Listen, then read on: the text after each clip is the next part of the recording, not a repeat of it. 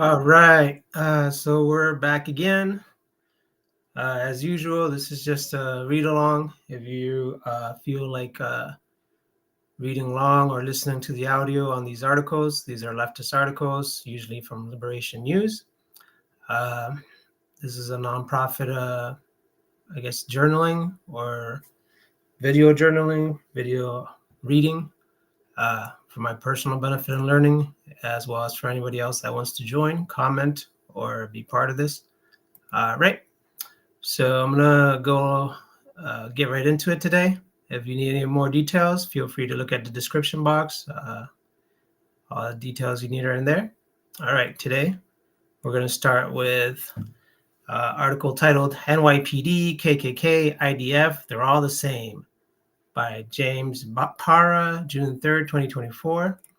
The photo is of NYPD arrests a protester at a January 2023 Palestine demonstration, credits Wyatt Sowers.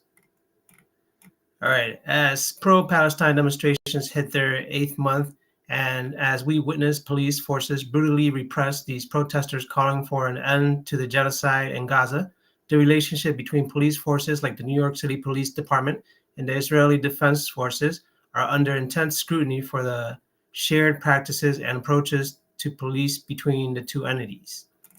The relationship is indicative of a large pattern of collaboration between U.S. law enforcement agencies and the Israeli military, and the, quote, counterterrorism, end quote, tactics which cops learn abroad in Israel against Palestinians is then brought back to be deployed in our own communities.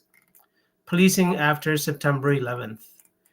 Collaborations between various U.S. law enforcement agencies and the IDF began in the early 2000s following the September 11th attacks, when the former needed to bolster their surveillance and infiltration tactics. In the wake of these attacks, the NYPD fundamentally shifted the ways it tackled policing, and other police forces across the country followed its lead. These police forces turned to Israel, who had such experience in these repression measures and military operations, mainly in the occupied Palestinian territories. In 2002, for example, the NYPD was the first police department in the U.S. to send officers to Israel for a, quote, symposium on suicide bombers, end quote. Since September 11, cornerstone of this partnership has been the exchange programs that are facilitated by various organizations that include the Anti-Defamation League, the American Jewish Committee's Project Interchange, and the Jewish Institute for National Security of America. The programs consist of U.S. police officials traveling to Israel, where they receive training from the IDF, along with Israeli security experts visiting the United States, where they conduct seminars and joint exercises. The training that U.S. police officers receive in Israel covers a range of different topics, which include counterterrorism, crowd control, intelligence gathering, infiltration of protests, instructions on media coordination over coverage and surveillance. According to a 2018 report by Jewish Voice for Peace and Researching the American-Israeli Alliance, these exchange programs with Israeli facilities facilitate the sharing of practices and technologies between U.S. law enforcement and the Israeli military, police, and intelligence agencies, instill militarized logics of security into the civilian sphere, normalizing practices of mass surveillance, criminalization, and the violent repression of communities and movements the government defines as threatening, and deepen ties between U.S. and Israeli officials to shore up support for a shared security model that justifies flagrant human and civil rights violations. These tactics used by the IDF, which are first used on Palestinians in the West Bank and the Gaza Strip, are then shared with U.S. law enforcement agencies and brought back to the States. The seventh largest army in the world. In 2011, the mayor of New York City, Michael Bloomberg, stated the following during a speech he gave at MIT, quote, "I have my own army in the NYPD, which is the seventh biggest army in the world," end quote. The September 11 has fundamentally transformed the structure of the NYPD, which has led it becoming to the world's seventh largest army. Year after year, the NYPD's budget only sees an increase. with the 2023 budget reaching a staggering $11.2 billion, with the department investing heavily in surveillance technology and repression efforts. In fact, since October 7th, the NYPD has deployed the counterterrorism unit against pro-Palestine demonstrations across the city. In the wake of September 11th, the NYPD ramped up its surveillance of Muslim and Arab communities, a program used to track them at home, schools, mosques, restaurants, and so on. The passing of the Patriot Act at the federal level made it that much easier for governments to surveil people and communities in the name of national security. During his tenure as mayor, Bloomberg implemented the disastrous policy of, quote, stop and frisk, end quote, where police officers could stop any individual on the street that they suspected was committing or about to commit a crime. Indicative of the collaboration efforts between the NYPD and the IDF, Israel passes its own, quote, stop and frisk, end quote, law in February 2016 to allow for the harassment of Palestinian teenagers by Israeli soldiers.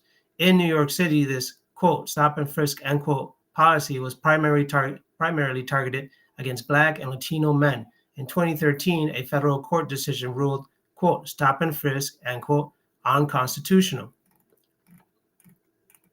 2020 and now. But the repression tactics adopted from the IDF and imported back to the States was most apparent during the 2020 uprising against police brutality, which saw NYPD officers and other police forces across the country using little to no restraint when tackling, punching, and even driving a vehicle into protesters.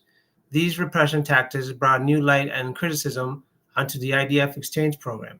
So severe was the backlash against these programs that a leaked ADL memo revealed that at the height of the protest, the organization was considering suspending the exchange altogether. In the end, the ADL decided to continue the program. During the 2020 demonstration for George Floyd, that protesters across the country received advice on how to treat tear gas and rubber bullets from Palestinians in Gaza and the West Bank, because the former were all too familiar with these tactics of repression. Palestinians also painted murals across the West Bank separation wall in honor of George Floyd and the struggle against police brutality here in the United States. Cop City and beyond. New York City is not alone. Over the last 4 years, a movement has been growing in Atlanta, Georgia, to stop the construction of a police training center that has been dubbed, quote, Cop City, end quote. The training facility is slated to be built on 85 acres of forest land in Atlanta, drawing concerns from environmental activists, as well as how this facility will further militarize the police in Atlanta. And on top of all this, the federal government's 1033 program now allows the police departments across the country to receive military-grade equipment, further militarizing police forces. The Atlanta Police Department has used flashbang grenades and rubber bullets against Stop Cop City activists, who also draw parallels between their struggle and the struggle of Palestinians. Activists are also pointing out the collaboration between the Atlanta Police Department and the Israeli government.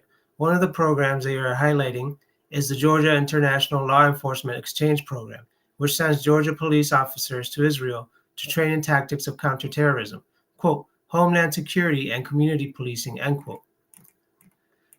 These tactics of repression adopted from the IDF were brought back to Atlanta. In 2023, a Stop Cop City activist, Manuel Paez Teran, also known as Tortuguita, was shot 14 times by Atlanta police. Tortuguita was in the forest with other forest defenders in an attempt to bring awareness to the Cop City. They were 26 years old.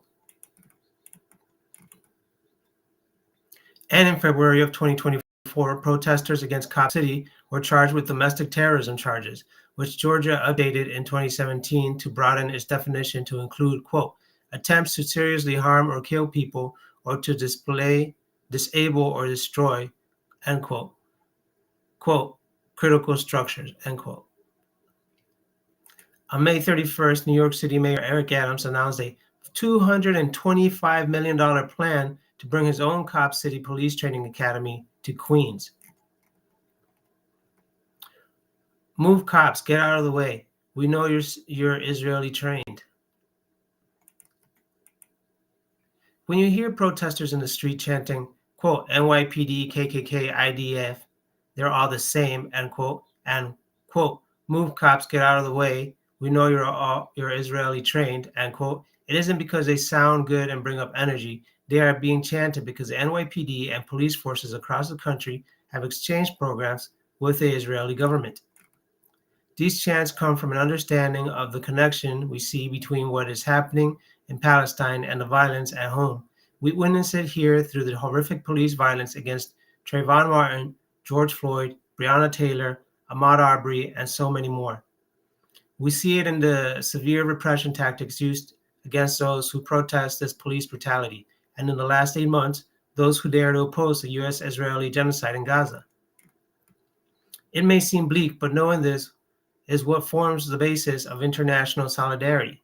The same imported surveillance technologies, infiltration and crowd control tactics, and other techniques of repression used against Palestinians by the IDF are the same ones that will be used against us. The struggle against Zionist occupation abroad is the same struggle against the police brutality domestically.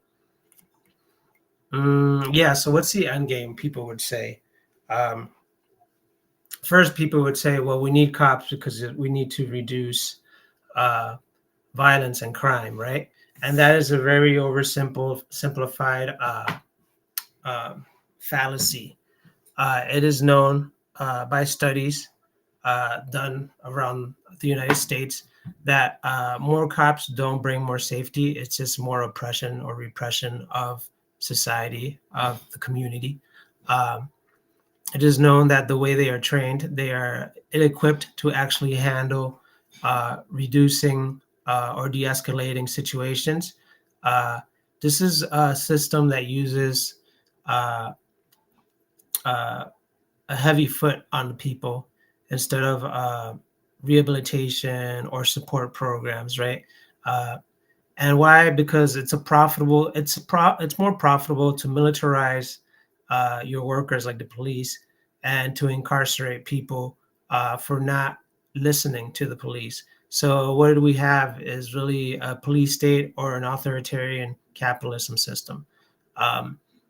These are not known to work to do anything but to exacerbate the situation, to accumulate more wealth at the top while we starve more people in the communities and criminalize them, right? What is known to work is actually uplifting the communities, having more support programs so that people do less crime, not militarizing your police.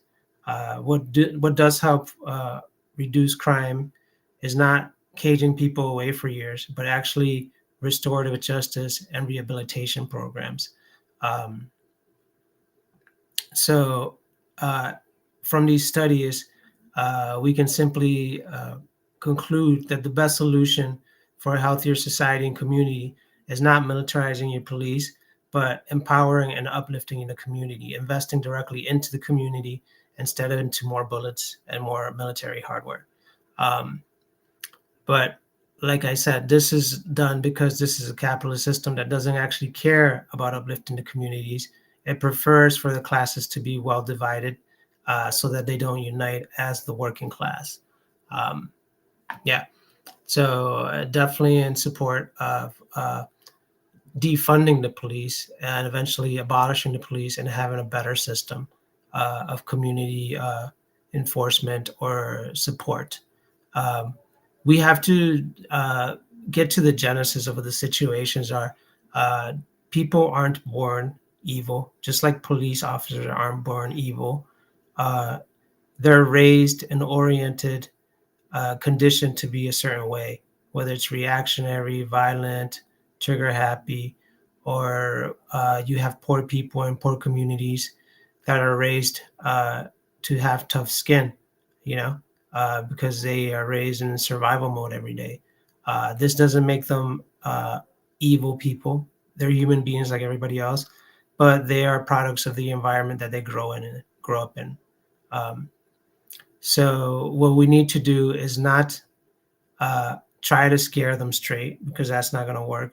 What we need to do is uplift those communities, fund them, support them, give them the opportunity to thrive, because nobody really wants to be bad in general. I think we all want to have calm, safe environments to live in and advance in life, right?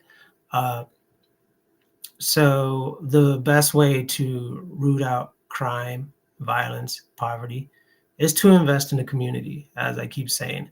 And this is why, as socialists and communists and Marxists and Leninists, etc., we talk about uplifting by redistributing wealth and getting rid of the government branches that actually incorrectly accumulate wealth for the 1% instead of redistributing it to the rest of the people as it should be.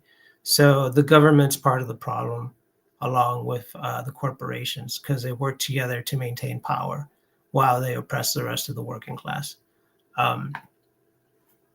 Okay, so that's what I have to say for this article. Let me move along here to, let's see what else I can say.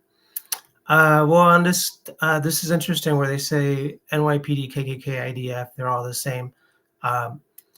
Let's not forget, they're not talking about people are all the same. They're talking about the structure of the system, the NYPD system, the KKK system, the IDF system. They're all systems rooted in supremacy of oppressing people that they believe are of a lower caste than them.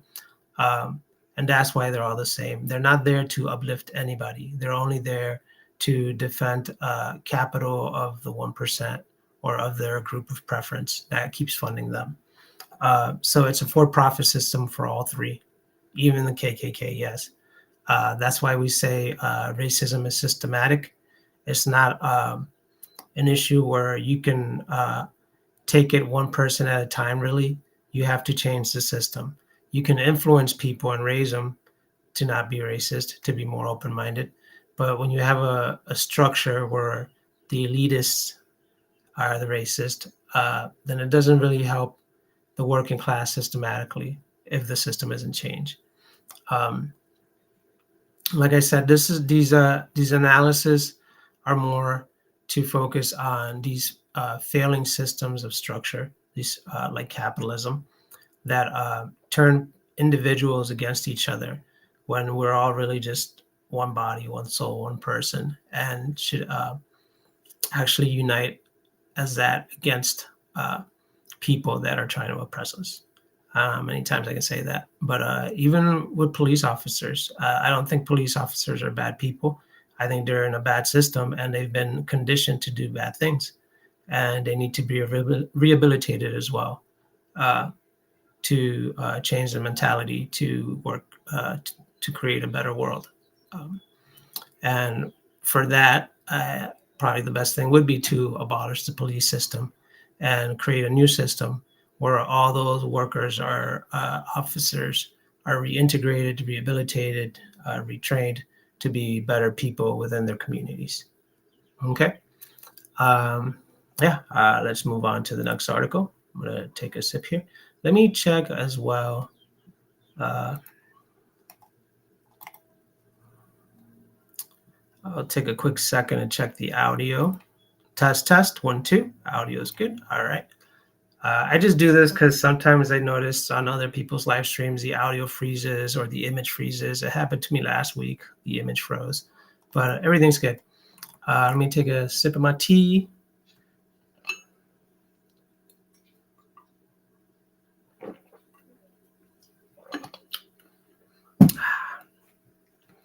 Mexico elects progressive leader Claudia Sheinbaum as president. Article by Michelle Zuno, June 3rd, 2024. Photo is of Claudia Sheinbaum with her husband. Credit is Twitter at Claudia Shane. All right. Here we go. On the night of Mexico's historic presidential election, hundreds of thousands of people gathered at El Zocalo in Mexico City as early as 7 p.m. to celebrate the people's long-anticipated sweeping victory of electing Morena's running presidential candidate, Dr. Claudia Sheinbaum Pardo, also achieving a legislative supermajority that will give them the ability to make constitutional changes without consulting the opposition. The landslide victory demonstrates the people's staunch support to continue the second phase of the fourth transformation initiated by Dr. Sheinbaum's predecessor, Andrés Manuel López Obrador, known as AMLO. Many of the country's officials claimed this was the largest election in Mexico's history, with the highest number of participating voters.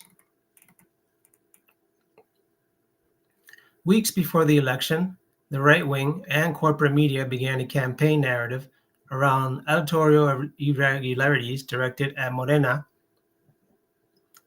and the coalition parties, all aimed to raise doubt about the credibility of the electoral process. Even hours before the National Electoral Institute announced the projected win of Dr. Claudia Sheinbaum, the right-wing opposition began disseminating false allegations of voter fraud in the city of Mexico. Many claim there was a cyber attack when the preliminary election results program website was momentarily down. However, a group of over 200 international observers, including the author of this piece, visited several polling stations throughout the municipality as soon as they opened and as soon as they closed to ensure a sanctioned electoral process was being carried out. We saw hundreds of people, including a majority of young people. The atmosphere was calm and jubilant, and people were patiently waiting in lines to cast their vote. For a second time, the Mexican people have rejected the possibility of electing a corrupt neoliberal leader. Despite the right wing's failed attempts to manufacture opposition against Morena, the poor and working class of Mexico understood the dangerous implications of voting back parties like the National Action Party, the Institutional Revolutionary Party, and the Party of the Democratic Revolution that only prioritize serving the interests of the minority. There is still a lot of uncertainty as to what Dr. Sheinbaum's administration will look like in the next 6 years. The people anticipate she will continue to expand on the progressive policies established by her predecessor. As soon as midnight struck the hour of the night of the election, leaders of neighboring countries across the region began congratulating the people of Mexico for electing their first progressive female president.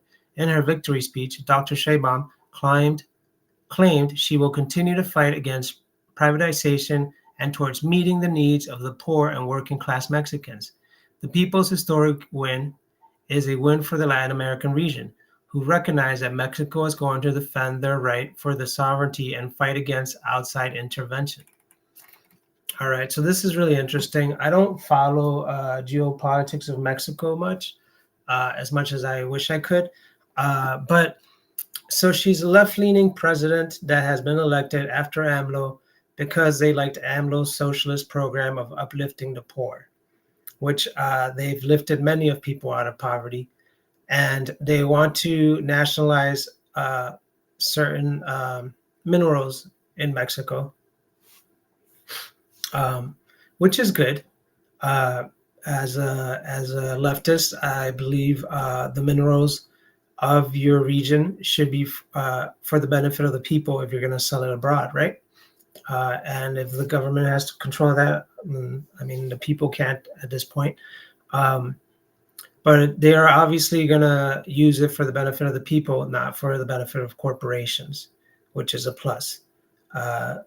Gains for the people, not the 1%, not the minority. Now, where she's going to go with her policies, I don't know. Let's not forget they aren't Marxists, they aren't communists, but they are left-leaning, maybe social democrats. But let's hope her next big move is to actually reduce the violence. One way to reduce the violence in Mexico would actually be to legalize all the drugs so that the cartel's only business would be business with America, right? China ship it to America, which is one of their main exports.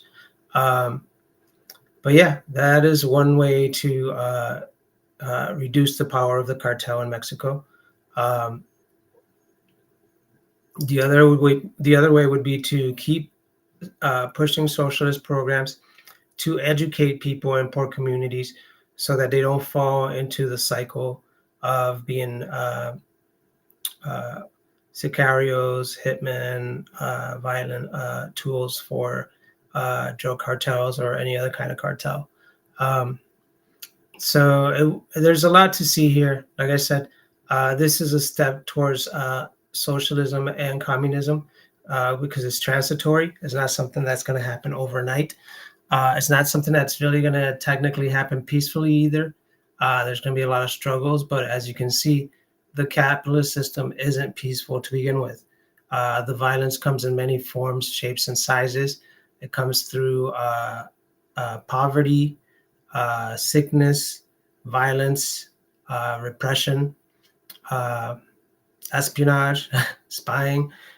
So there's all kinds of violence, right? And capitalism just makes it worse because the main goal is for a profit system for the 1% at the expense of the working class. Okay, so we're going to move on here. Like I said, this is a short article, not much else I had to say about it.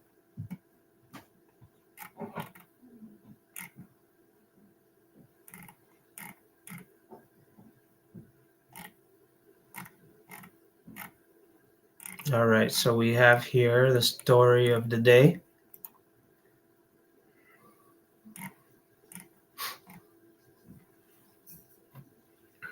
Oh, let me check the audio again.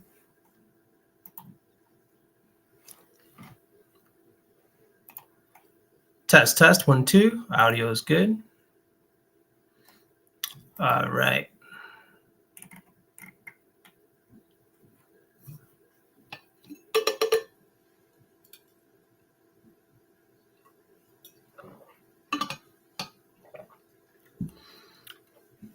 Next article is titled South Africa at the Turning Point, How the 2024 Elections Will Shape the Future by Eugene Pourier, June 6, 2024. That was like Thursday. All right, the photo is of EFF leader Julius Malema speaks to media before casting his vote in the elections. Credit X at EFF South Africa. 30 years after the first democratic elections in 1994, South Africa finds itself at a political inflection point. The 2024 elections saw a collapse in the vote of the ruling African National Congress, gaining only 40% of the vote, 17 percentage points lower than the 2019, gaining less than a majority of votes cast for the first time. Turnout was also down 6%. The loss was even more notable as it followed an acrimonious pre-election split in the ANC, with former President Jacob Zuma leading a breakaway party, MK Party. The election was also a watershed for the various right-wing parties who cemented their minority but growing role in the political landscape. In the wake of the results, the political scene is being roiled by negotiations for the first ever coalition government after the end of apartheid. At stake is whether or not South Africa will make rapid progress on poverty and equality and play a role advancing the struggle to end unipolar U.S. hegemony, or whether it becomes a neutered node for the eroding Western status quo and send its population even deeper into a state of deprivation. Results and conditions. South Africa's voting age population is roughly 42 million, just over 27 million of who are registered. 16,076,719 registered voters cast ballots. In other words, abstention was the biggest winner of the 2024 election. No political party can claim to represent more than 16% of the adult population. Viewing the elections from the point of view of the voting age population, here are the top 4 parties. African National Congress, 15.5%. Democratic Alliance, 8.4%. Umkhonto we Sizwe, MK, 5.6%. Economic Freedom Fighters, 3.6%. Capitalist media in principally framing the election as a rejection of the ANC government, but the results show that in reality, the election was a rejection of the entire political establishment and the idea that casting a ballot can bring positive change, a reflection on the dire state of the country.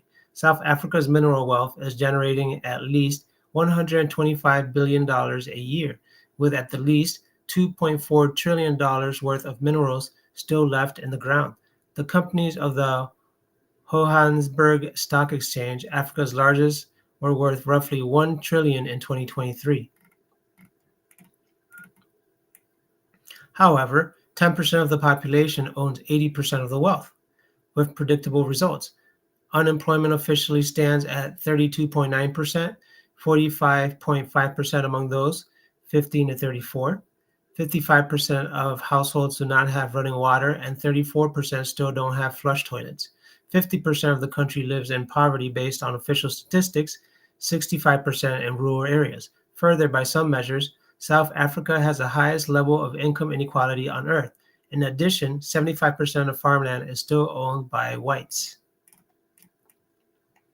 This is also reflected in the results. 64.2% of those who chose to vote went for the ANC, MK, or EFF, all of whom pledged to address these issues more resolutely. The ANC told voters they would, quote, end poverty by 2030, end quote. MK and EFF promised voters they will expropriate land without compensation and nationalize mines and banks. Significantly expanded access to healthcare, housing, and education at little to no cost are touted by all three. Internationally, all three have been offering support to Cuba, Palestine, Venezuela, and China. EFF leader Julius Malema even pledged to fund Hamas, while MK additionally pledged to prioritize solidarity with Russia. Whatever one might say about the sincerity or feasibility of particular parties or plans, a clear majority of South African voters are looking for policies that seriously roll back poverty and the legacies of subtle colonialism while taking an anti-imperialist approach to international relations. Forces at play. Meanwhile, 27% of voters supported political parties clearly representing pro-capitalist, pro-imperialist trends, roughly a 3 to 4% increase from the 2019 election. Rising right-wing forces represent an attempt by elements of the ruling class to resolve the contradictions between capital and state under ANC rule. The price for the end of de jure apartheid was to leave the white economic aristocracy in place. This was not an ideal situation for the elites, however.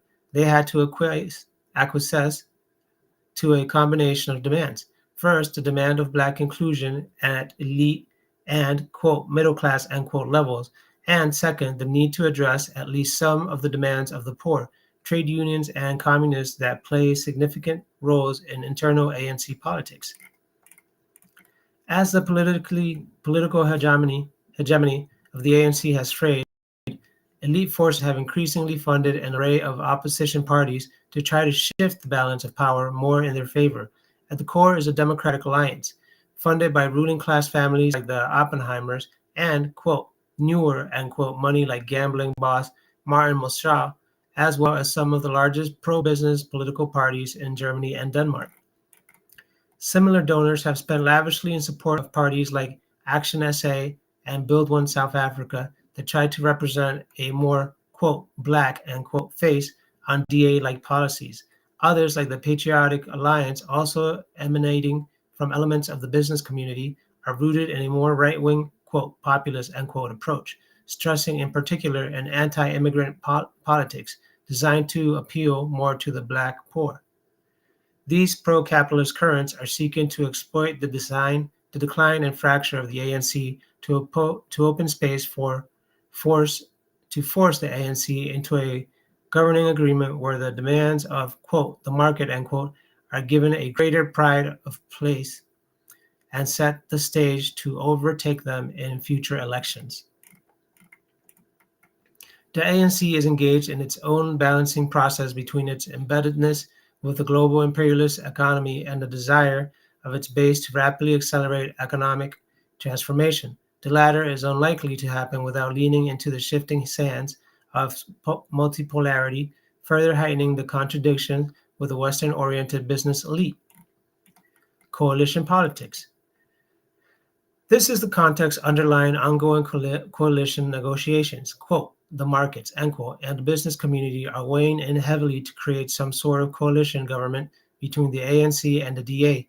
This could be a decisive shift to the right that would undoubtedly involve further privatization of state-owned companies, implementation of austerity budgets, as well as a cooling of relations with the BRICS, Cuba, and Palestine. In other words, it is likely to take the country into the opposite direction, or where over 60% of the electoral would like it to go.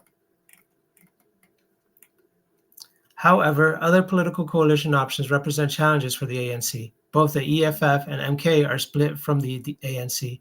Pro-capitalist forces in the ANC fear an alliance with either or both parties will make it more difficult to impose the dictates of capital, and in the case of the EFF in particular, strengthening the hand of socialist ideas in the government. Further, the acrimony that exists between these parties also creates hurdles to a coalition agreement. A number of ANC leaders and the Communist Party have been publicly against an alliance with the DA, and it seems like such a deal would likely further split the organization. The Patriotic Alliance and the Inkatha Freedom Party have also been open to coalitions with the ANC, and alongside the EFF or MK could easily create a parliamentary majority. The outcome of these negotiations will be far-reaching. Will South Africa move towards eliminating poverty and stake out its own ground in a multipolar world order, or regress towards a role more akin to the former apartheid regime as a node for the West in Africa and beyond? Yeah, there's a lot going on in there. Like I said, I am not geopolitically as informed as I wish I could be, as I'd like to be.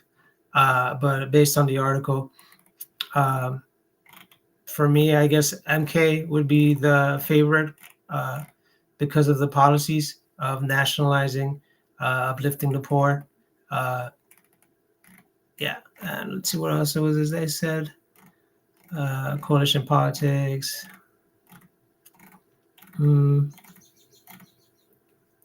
MK additionally pledged to prioritize solidarity with Russia. Yeah, internationally, and 3 have been offering support to Cuba. So yeah, this part here is interesting.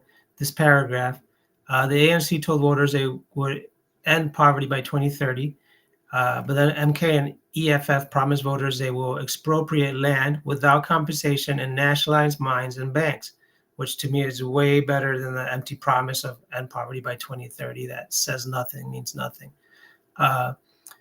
So MK and EFF are talking about nationalizing, which is based significantly expanded.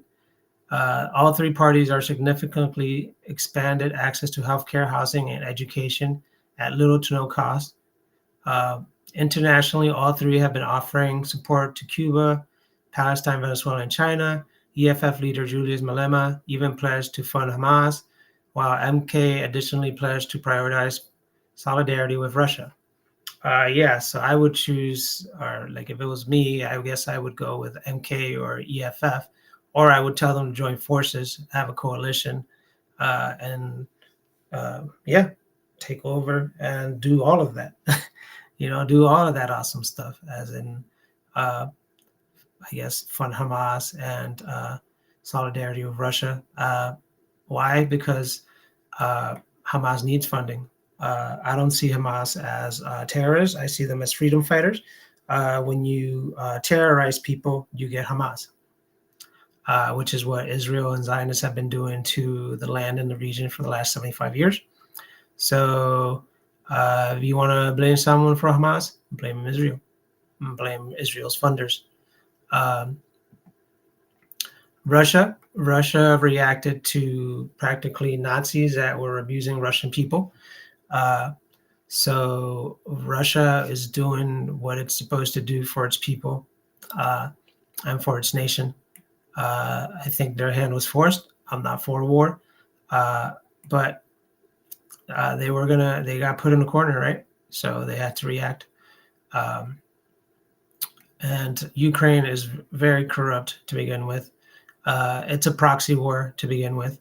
If Ukraine had no funding from America and Europe, this war would have been over a long time ago, and they would have had to negotiate by now.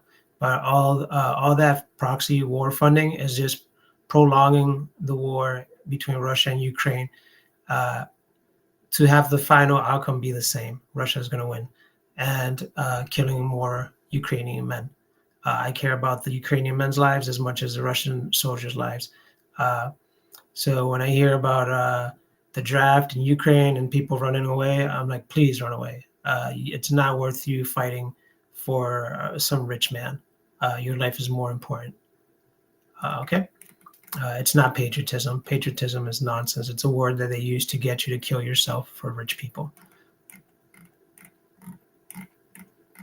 Right. So those are my thoughts on that. My best to Africa. I hope that things do change for them. I hope they do kick the colonizers out, nationalize all the minerals, and lift themselves up with multipolarity, making great negotiation deals with other countries and nations. Of course, that is not full communism or utopia, but it's like I said, it's a transitioning step towards socialism. And don't forget that violence is ongoing already in Africa, whether they do something socialist or communist or not. It's a constant revolution. It's a constant struggle of oppression over there. They are constantly beneath the boot of oppressors that oppress them just to gain more power and more profits, as the way capitalism is all over the world. Okay. All right. So these articles were pretty short for today. I'm not going to keep going. There's not much else here. Let's see. No new articles. All right. I suggest people, if you haven't, please read State and Revolution, good starter book to understand what Marxism and communism and socialism is about. It's about empowering the people, using the resources to uplift everybody and not just the few, like the 1%. And I think that's what everyone should want if you understand that. Okay. Also, if you get a chance, look into Stoicism. It's a way of viewing the world differently, not in a violent form, but in a more peaceful form. It's about mental discipline, about appreciating people and understanding that we're all equals. We all have the value of one. So we should care about everybody, even those that don't care about us and don't like us. I personally have no hate towards anybody. And that's, I think, the way it should be. It should be a peaceful world, right? That doesn't mean I will not defend myself. That doesn't mean that I will not fight for human rights. That just means that I'm going to do it in a peaceful, calculated manner, so that I'm ready and I'm well prepared as much as possible to protest when necessary and to take action in whichever way a movement would like me to take action if necessary. If it's out delivering pamphlets or teaching to people, helping people, passing resources to people. Yeah, so interesting. My personal journey with Marxism and Stoicism have really led me to a way of looking at the world in a more peaceful manner, even though there's so much chaos and violence. But one thing's for sure, a system like capitalism exacerbates that violence and creates a very sick culture of greed, So totally against it. Okay. Everybody have a great weekend and hope you read along.